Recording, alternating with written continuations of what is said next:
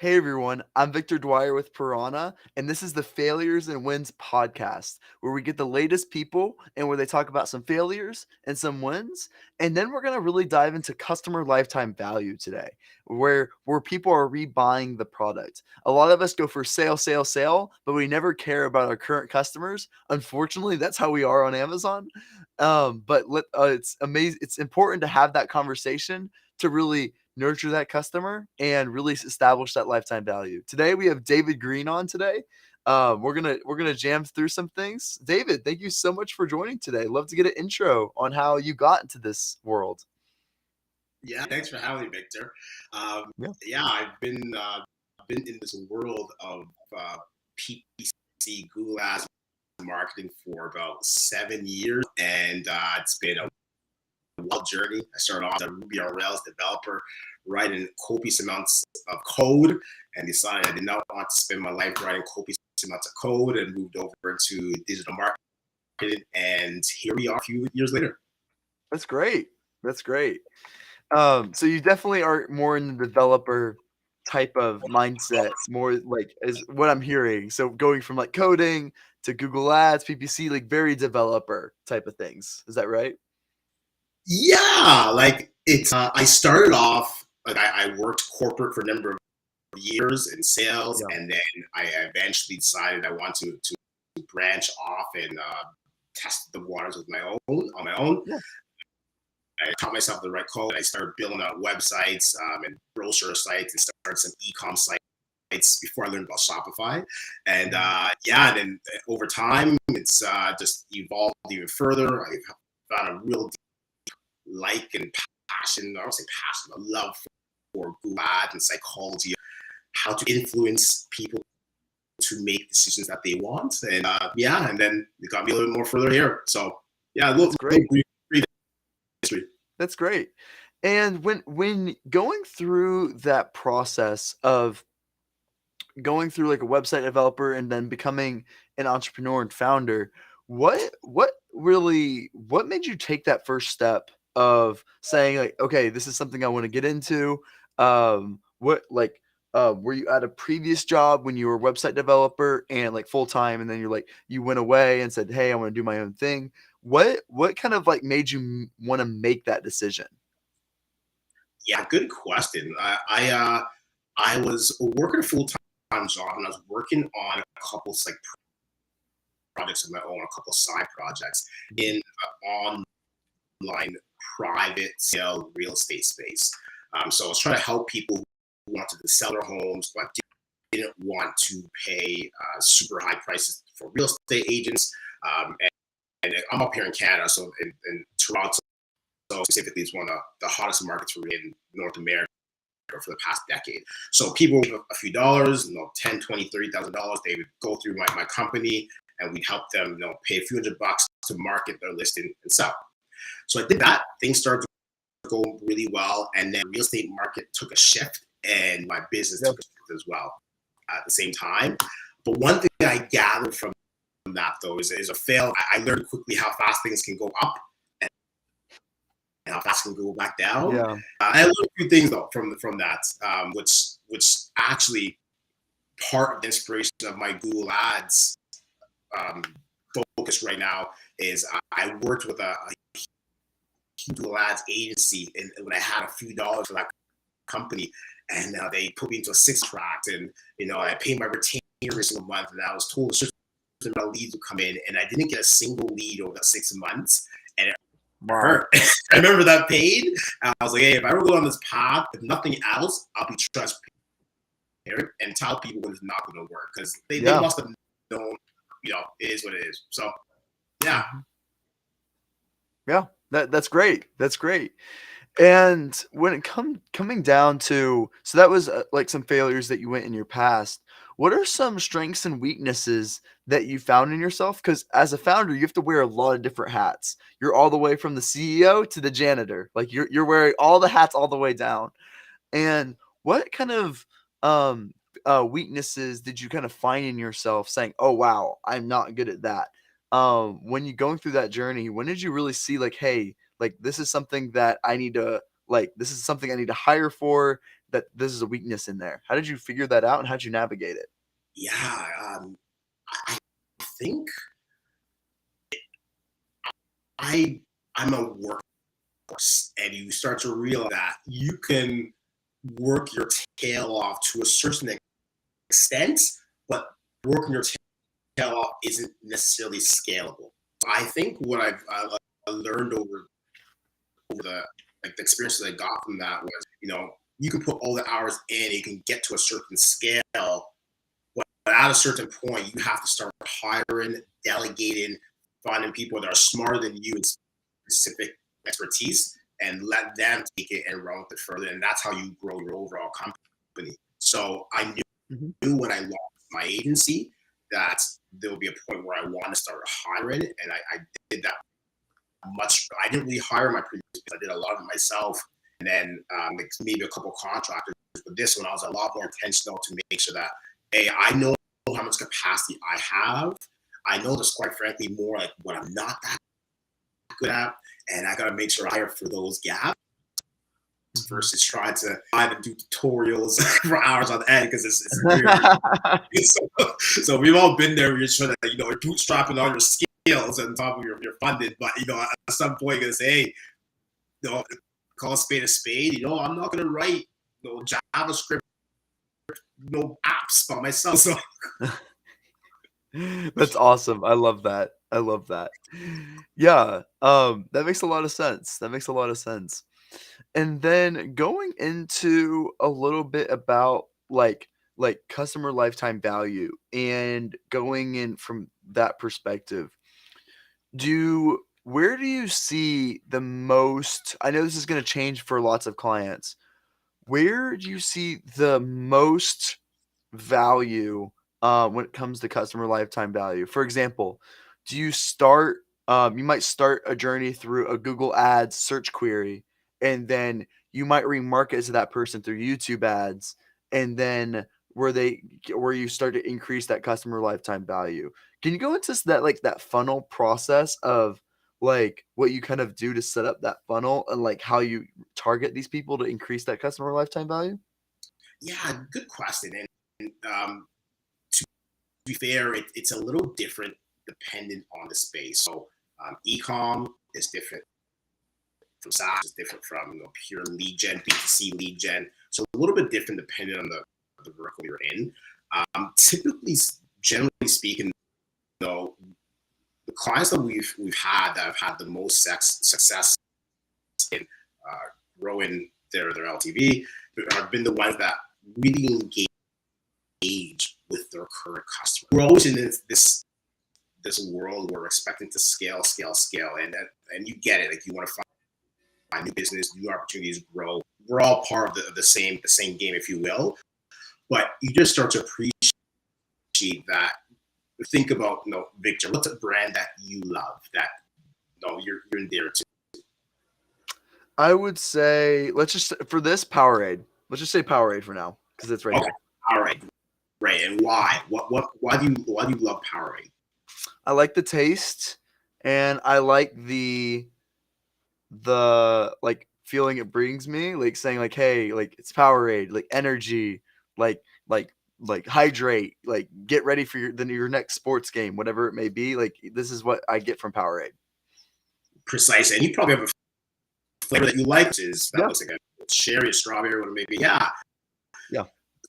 Sometimes I look at it like customer lifetime value, saying if Powerade had an option of coming up with a new extreme berry flavor, but at the expense of cutting the cherry flavor that you have right now, how would you feel, Victor, whose favorite flavor is red cherry Powerade? Would you feel that you were loved and cared about and that you've been supported? Probably not, because they would feel hey, you're looking for the next best thing in Powerade, but you're not looking at the ones who've been loyal to you for a long period of time. So Yeah. I think like building out like funnels, like as you mentioned, like there's different paid channels you can bring your traffic in for. Once you figure out what your strategy is to get them in and to make that first purchase, nurturing that nurturing that customer, nurturing that client in the space you're in is vital. And And Klaviyo, and many e-comm owners out there, Klaviyo is a great e-commerce email marketing platform to use, and like you build out so many automations and flows in there. So we've seen some clients who put together great flows that they'll go to birthday flows, or ones that are, if they haven't made a purchase in 3 months, and they're of high value, trying to figure out why they haven't made that purchase, giving them the offer to come back in and keep them engaged. So yeah, like really important, like building out relationship with your current customers, like no matter which channel they come from, is super important. Yeah, 100%. It really is. And when it comes down to the actual processes of like having that customer lifetime value, what for, let's say, an e-commerce company. So let's say if I'm an e-commerce company coming to you and saying, "Hey, how can I increase my customer lifetime value of reorders, people that have purchased me but haven't reordered yet?" What would be your strategy to get people to reorder my product? Question. So there's a couple different approaches here, but for, let's say, e-comm, there's something called an RFM analysis: receipt, frequency, monetary value. So it takes a combination of those three metrics and says if somebody has purchased more recently, so someone who's purchased in the last month instead of the last year, frequency, they purchased consistently for the last, let's say, 3 to 6 months, and they've spent a good amount of money.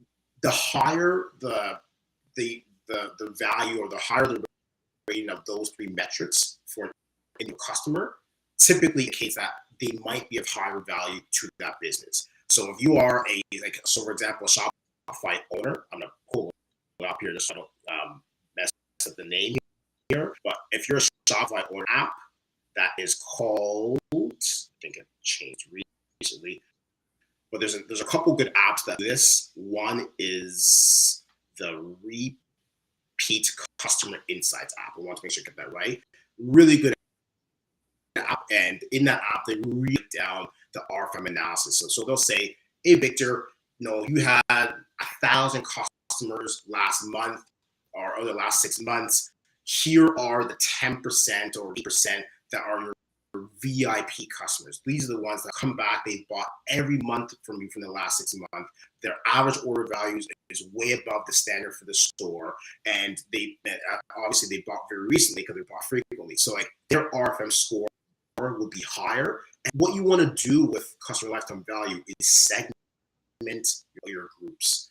So your VIP audience, you don't want to send your VIP audience the same offer as cherry picker audience, the ones who came back just for Black Friday, Cyber Monday. So they came for that one sale, they got the 30% off, and they might disappear and never come back again. But you've had your day one customers, or those who've been there for a long time, and those are the ones you want to make sure you continue to build it with, give them offers periodically. That's part of your strategy, and make sure that you have a tool that helps you segment those who are VIPs, those who are average, and those who are below average. And that's the most critical parts of this strategy, so you can reward the VIPs accordingly and make sure that they feel that they're loved and they want to back and buy.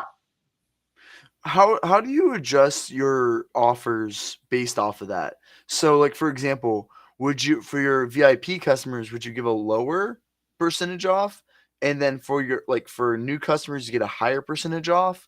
Like, how do you usually you say, yes, I totally get the segmenting out, but how do you adjust your offer to that segmented audience? I'm curious. Yeah, so it depends on the strategy of the store. We often, when we're giving advice to e-com store, discounts work to an extent, but you don't want to offer discounts all the time, because you will start training your customers, even VIPs, to wait for those discounts. So we find out there are other complementary products that go well with complementary products that a majority of your VIPs are buying. Maybe you offer that as the next time you purchase your $200 order, throw in a pair of, a clutch or something that's of high value to that audience, but may not be a huge cost to that business. And we find some of those are typically ones that stick a bit more because discounts can come and go, and everyone's doing that discounts, but like understand who your audience is, understand like what they value and what those VIPs value, and adding some value adds in there are what we find can be tools that are far more valuable than just throwing out percentages to them. So to answer your question, like it's not purely a discount play. It's more of just finding like something that's a great value for that audience that they can use. Do you ever give free value offers? So like ebooks. I feel like there's a lot of ebooks out there, so I don't know how valuable that offer is anymore. But like, what are some free offers that are good to like get people started in the like lead capture process? So on the lead side, like e-comm still, or thinking more on the lead gen? Let's say both. Let's say both. Say both. Yeah. Okay. So like there was a couple examples. So let's start with the lead gen side. So we're working with a client that does tutoring. So it's tutoring typically for grades 1 to 6 high school, grades 1 to 6 in the US. And what we started to figure out is like we had hard parents to bring their child in for tutoring. But what we found was we were looking for a competitive advantage. We started saying that once we had a child in for a few months and that they had committed to 3 or 5 months of tutoring, one thing that alleviated a lot of stress for parents was having the tutor connect with the child's teacher and helping out like lesson plans and figuring out like what the gaps were that child was having, because there's broken telephone to have the teacher, to the parents, back to the tutor. So helping the tutor actually connect with the parent was super valuable, because what ended up happening was now the parents go, wait a second, we've been working with this tutor company for a few months and they've just taken one thing off my plate, of my busy plate as a parent. If you have kids, you just realize that you're all over the place, and they took one thing off my plate that had value to my child and also that saves me a bit of time. So again, didn't have to offer a discount to stay longer, but when the school year's over and they choose to maybe end tutoring for the summertime, there's a much better chance for the next school year that child's going to come back and go back to the same tutor and the same tutor company, because mom or dad remembers, like they put in that extra mile to try to connect a little bit off of me and help my child. So just one example of a value add piece there that takes a little bit extra time there, didn't have to throw really a lot of money against it, but you can extend that lifetime value because they feel valuable. They feel that they're really, the extra effort been put in for them. That's amazing. Yeah, that's really cool. Cool. Yeah, that's really fascinating. And when it comes down to maximizing it, like I think we went through a little bit, but what are some insights in there, like how to really maximize your customer lifetime value? Whether if it is retargeting, whether if it is like going through YouTube ads, whatever it may be. Love to get some insight there on how you can maximize your lifetime value for your customers. For Yeah, e-commerce. Yeah. for e-commerce. Yeah, so to maximize it, again, on a similar point, you have to segment. Segment is so important. You have to be able to identify those who are, really in your camp and who are supporting your store, and those who are average, those who are below average. That's the most critical part. And then from that point, when you start, we see so many times, because e-commerce businesses have so many things on their plate, and we see these store owners and teams, and they're juggling so many different hats, and they're trying to fill in different people. So it's busy, it's crazy. If you don't have an automation of some sort that can identify when someone has a VIP, and now it's starting to trickle off and not become a VIP. So they used to purchase every 6 to 8 weeks. They've gone 10 weeks now. They haven't made a purchase. You should have something in there that catches that and red flags that and goes back and says to them, hey, we haven't seen you in a while. We miss you. Did we do something wrong? Or did you forget about us? Or whatever it may be.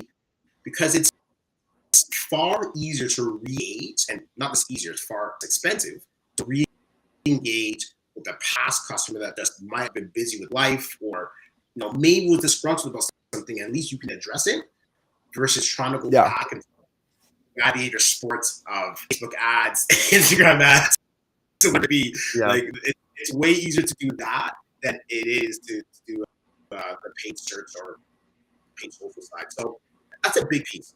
Identify those groups, and when you know who your VIPs are, just make sure like you have checks and measures in place to get them back when you lose them. Keep building up more VIPs and trying to keep it as strong as possible. Those are the ones that we really go with. Cool. Yeah, that's amazing. I love that. Okay. And is there anything you would recommend when it comes down to setting, whether if it is setting up a Google Ads a certain way or anything else there, or any other insights that you want to provide on the customer lifetime value, whether it's through Google Ads, through anything else there? You said segmentation was really important. Is there any other insights that you want to provide there? Yeah, like the same I mentioned before.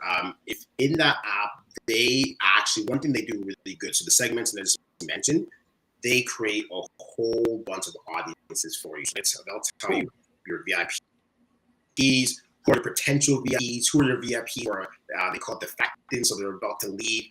So they build out all the audiences, the segments I just mentioned. They do the whole thing for you. It's color coded, it's a nice graph, really well done. So what we do sometimes as a strategy is we pull out the VIP lists, we upload them into Google Ads as a customer match list, try to build lookalike audiences or similar audiences in Google off of those. So like then, and they take in not just the customer match list of all your customers, but this is hyper targeted to those who really provide exceptional value to that business. And we try to use Google to find more of those customers if possible. Sometimes small, sometimes it does not work for obvious reasons, but we've had a couple of times where we found some great winners building off of that similar audience list. And the key here is we've tracked in some cases the new customers that have come in from that similar audience list. Do they actually provide higher value to the store? I mean, are we bringing more VIPs into the store? And more times than not, experience we've done, we have seen that they provided more value to the store than the average customer. So there is something to be said about taking that approach. Okay. Yeah, that's amazing. And is there any particular Google ad? I hear like Performance Max is killing it right now in the Google ad world. Is there anything else Google ad wise that's doing really well that you think, like, either whether it's YouTube ads, like, is there anything that people should be doing through Google right now that a lot of people aren't? Yeah, so Performance Max is we've been voluntold that this is what we have to use. So everyone knows that everything for smart shopping got migrated over. So Performance we've seen mixed results on, but it has gotten better over the last couple of months at least. We've seen that with most of our clients, we've seen algorithms start to really pick up. But YouTube, honestly, is one really underutilized channel. YouTube ads, we really encourage our clients to test YouTube ads. And this is lead gen and on e-comm. And there's some pushback and reservations sometimes, but we're like, hey, like, there is some value to be had here, and we run enough tests on different clients to see.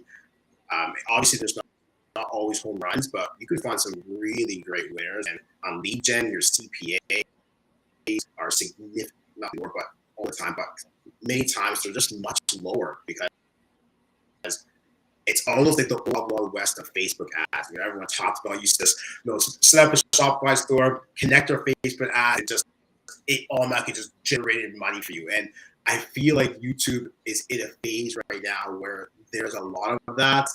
Video, for obvious reasons, with TikTok is on trend as a medium that younger consumers use. So the one I'd say is the most overlooked across campaigns that we watch or we take over is YouTube ads. 100% one that we think should be invested in more. Yeah, that's amazing. Oh, what is the cost per clicks on average for YouTube ads? Varies. Like it varies. Like as a fraction to paid, it might be 10% of what paid might be. I'm just putting a random number. It's really low, but the YouTube model also isn't a pure cost per click model. A lot of it's driven. There's a few different metrics they use. So it's cost per 1,000 views, cost per view of your actual video. So the metrics are a little bit different. You're not looking at just CPCs like you are in search. So YouTube ads is a little bit of a different beast in that regard in terms of the metrics that you're using. Cool. I love that. So hopefully that makes sense. Yeah, that's great. That's super valuable. And any other insights that you have recommended on YouTube ads? Like, is there certain placements or anything else? Like, any other insights that you have in YouTube? Like, hey, this one placement kills it. Pre-roll YouTube ads, in-stream YouTube ads. Is there any insight that you have which YouTube ads work the best? Yeah, it depends obviously on the industry, the message. There's a lot that goes into it, but as a general blanket approach, I would say with in-stream, like those pre-roll ads, your hook. Everyone's watched a YouTube video before and seen that commercial. You get the 5 seconds to click over. So imagine like those 5 seconds. That hook is super. If you do not get your hook right, your ads probably won't do well. And the beauty of that as well is a lot of our clients feel like they have to get the perfect hook that's going to attract everyone to watch their video. And you don't want everyone to watch your video. And those pre-roll videos only get charged after somebody watches 30 seconds of your video. So more times than not, what you want to do is have a hook that is going to attract the audience that you really want to attract, but also repels those who are not interested at all. Because that way you don't pay for maybe a little brand awareness, great, but it's a good system and one that can be utilized at a reasonable budget. And like your hook is so important. I can go on and on about this, but if you don't get the hook right, oftentimes we don't see the overall campaign will work well. Cool. Yeah, that's super valuable. Is there anything else that's been top of mind for you saying, hey, like, oh, I see a lot of people doing this, A, and a lot of people need to be doing B? Like, is there anything that has been top of mind lately that you've been noticing that, hey, you say, hey, a lot of people need to be doing this? Is there anything else like that? Yeah. And maybe there's not. Maybe it's maybe there isn't anything that like you don't see anyone doing wrong or anything else like that. Maybe like bad YouTube ads, or like, hey, they're wasting a lot of spend on a particular Google ad search query. Like, is there anything that you see a lot of people are doing wrong within this world? Yeah, so like in the Google world, yeah, go on and on. There's a lot of things that would do. The people aren't disagree with my opinion. So I think now it's like I'll stick to e-comm. We've been talking a lot about e-comm, but there's so many ways that you can really performance match, for example. Sometimes like a lot of folks believe it's going to set it and forget it, and there's so many pieces to a shop feed and the nuances of shopping feeds that are super valuable and that often get neglected. So understanding the shopping feeds, the different field, how segment these fields to test different approaches, performance max campaign. It's not just set it and forget it. If you go down the route performance max, there's so many ways to layer and segment campaigns to really maximize the growth of the account. And I think that's one thing that we're seeing, especially as we're forced to move over to PMax. We're seeing this a lot more. Yeah. Just set it, thinking you get to set it, forget it. It's like, no, it's a little bit more than that, and there is still some finesse, love, and care that you should put into those accounts. So I'll leave it at that. It's probably something better, but I can't think of it now. That's awesome. I love that.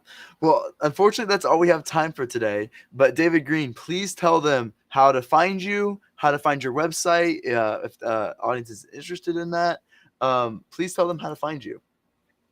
Yeah, so you can find me. My website is devslove.com. So it's devslove.com. That is, thank you, put it right there. So website, and my email is david@devslove.com. So feel free to shoot me a quick note if you have any questions. Victor, you are awesome. Thanks so much for leading this lively chat with your great energy. I appreciate it. Yeah, no problem. Thank you so much for coming on. Thank you everyone for watching. This is the Failures and Wins podcast. Talk to you guys.